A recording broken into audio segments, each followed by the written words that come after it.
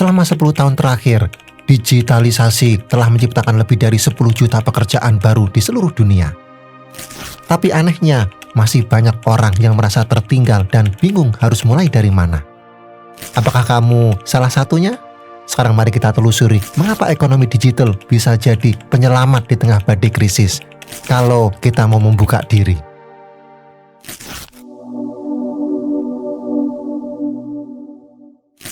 Menurut laporan, digitalisasi telah menciptakan lebih dari 10 juta pekerjaan baru secara global dalam 1 dekade terakhir.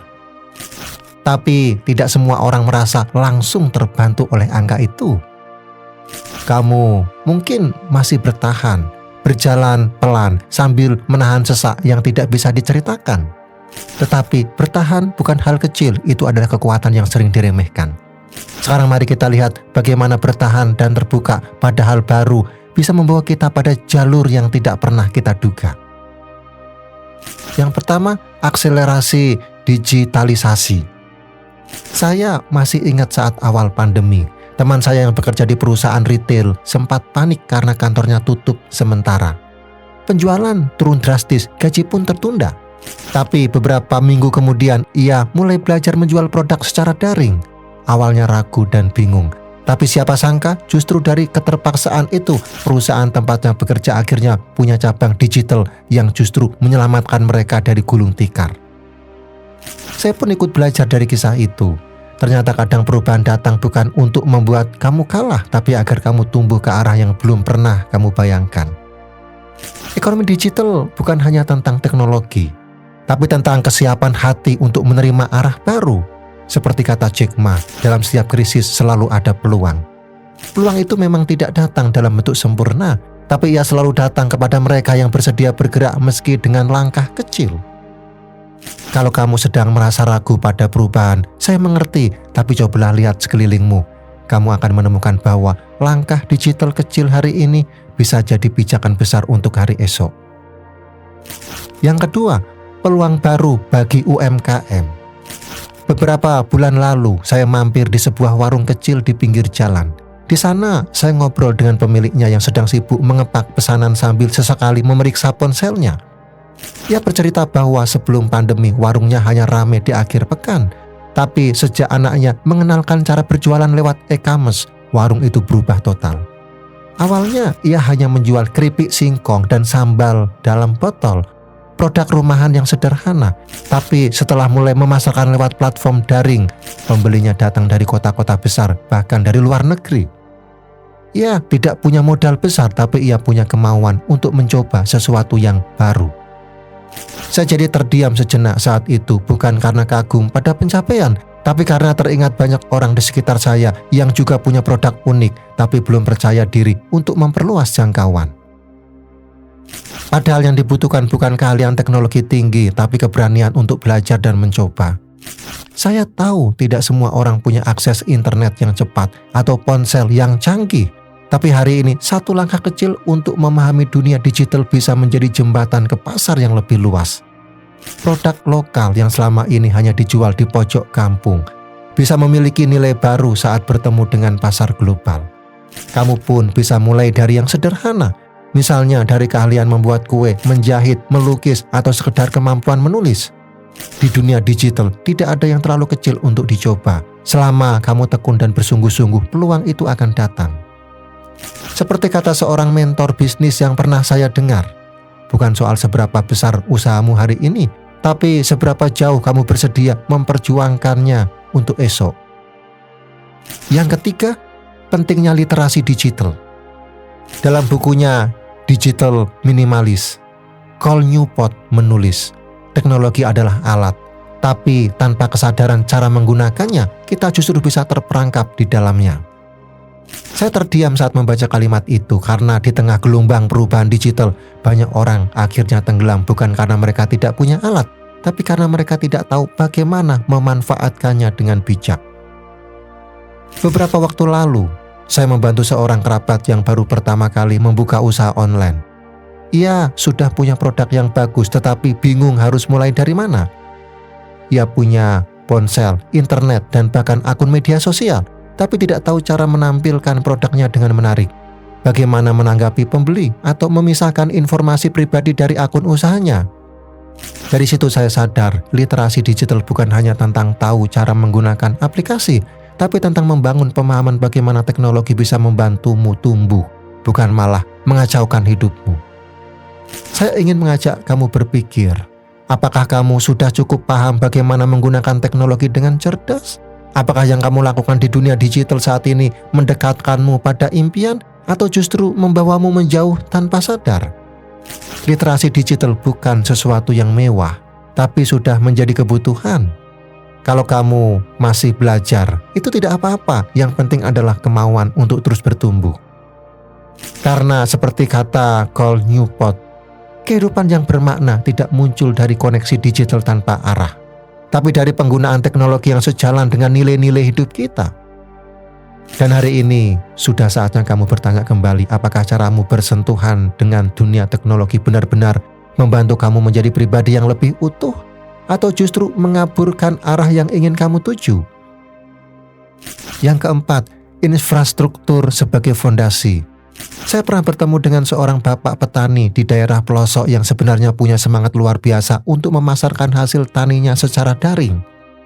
Ia sudah belajar membuat akun media sosial, bahkan dibantu anaknya untuk memotret hasil panennya dengan baik. Tapi setiap kali ia ingin mengunggah foto atau menjawab pesan dari calon pembeli, sinyal sering hilang. Akses internet di desanya sangat terbatas. Akhirnya semangat itu perlahan padam, bukan karena ia tidak mampu, tapi karena fasilitas dasarnya belum tersedia. Kejadian itu membuat saya berpikir bahwa seringkali bukan semangat atau kemauan yang kurang, tapi sarana untuk bergerak yang tidak merata. Banyak orang yang punya potensi luar biasa tapi berhenti di tengah jalan karena keterbatasan infrastruktur digital. Pemerataan akses internet bukan soal teknologi semata, tapi soal keadilan kesempatan. Jika hanya sebagian kecil orang yang bisa mengakses dunia digital dengan layak, maka hanya segelintir pula yang bisa bertumbuh di dalamnya. Coba kamu renungkan, apakah kamu pernah mengalami keterbatasan serupa? Atau sekarang kamu justru berada di tempat yang serba memadai dan lupa bahwa banyak orang lain tidak seberuntung itu? Saya percaya jika kamu punya akses yang lebih baik, sudah seharusnya kamu ikut membuka jalan bagi yang belum.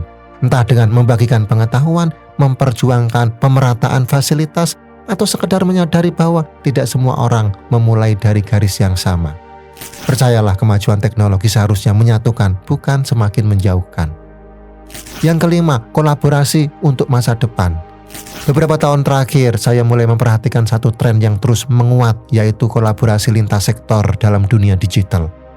Pemerintah menggandeng startup untuk mendukung program inklusi digital. Komunitas warga membangun pelatihan daring bagi UMKM. Bahkan perusahaan besar kini lebih terbuka berpartner dengan para kreator lokal. Tidak lagi berdiri sendiri, tapi bergerak bersama. Dalam sebuah proyek sosial kecil yang melibatkan pelajar, pelaku UMKM, dan fasilitator teknologi. Di sana saya melihat langsung bagaimana satu pelaku usaha yang awalnya kesulitan memasarkan produk, berubah menjadi percaya diri setelah dibantu anak muda membuat konten digital dan membuka toko daring. Bukan hanya bisnisnya yang naik, tapi rasa percaya dirinya juga ikut tumbuh.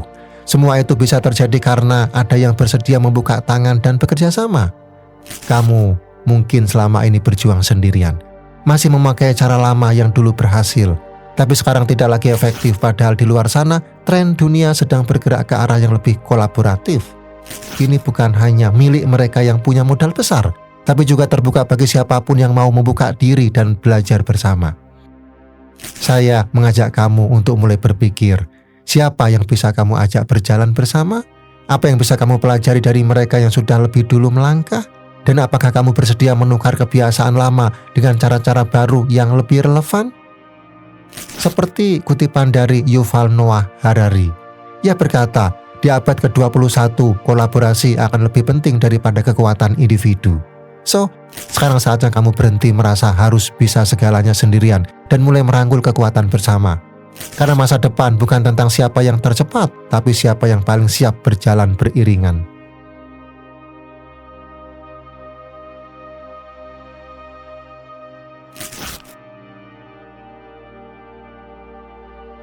Sekarang coba renungkan, di masa sulit ini, Memang lebih mudah untuk diam dan menunggu semuanya kembali seperti dulu. Tapi dunia tidak sedang menunggu, ia terus berubah. Dan hanya mereka yang berani menyesuaikan diri yang akan tetap bertahan. Ekonomi digital hanyalah salah satu bentuk perubahan itu. Tapi di balik teknologi yang benar-benar dibutuhkan adalah hati yang siap belajar dan pikiran yang bersedia membuka diri. Seperti kata Charles Darwin, bukan yang terkuat yang bertahan, tetapi yang paling mampu beradaptasi terhadap perubahan. Saya percaya kamu dan saya sama-sama sedang belajar menjadi pribadi yang lebih lentur, yang tidak hanya ingin bertahan tapi juga ingin tumbuh. Bukan demi menjadi yang paling hebat, tapi agar bisa tetap berdiri dengan bermartabat di tengah dunia yang terus bergerak cepat. Jangan menunggu semuanya sempurna untuk mulai melangkah. Karena kadang satu langkah kecil hari ini bisa mengubah arah seluruh hidup kita di kemudian hari. So, mari bertanya pada diri sendiri, apakah kamu masih terikat pada cara lama atau sudah bersiap menyambut dunia baru dengan langkah yang lebih sadar? Setiap orang punya waktu memulai yang berbeda. Yang penting adalah keberanian untuk tetap melangkah meski pelan, asal konsisten. Karena harapan tidak pernah benar-benar hilang. Ia hanya menunggu kamu percaya lagi dan mengambil tindakan. Sekarang mari mulai dari hal kecil yang bisa kita lakukan hari ini. Belajar satu keterampilan digital baru atau bantu orang lain memahami teknologi dengan lebih tenang. Jika menurutmu video ini bermanfaat, tekan like dan subscribe. Lalu bagikan kepada mereka yang kamu sayangi. Siapa tahu ini menjadi langkah awal buat mereka menuju hidup yang lebih mandiri dan berdaya.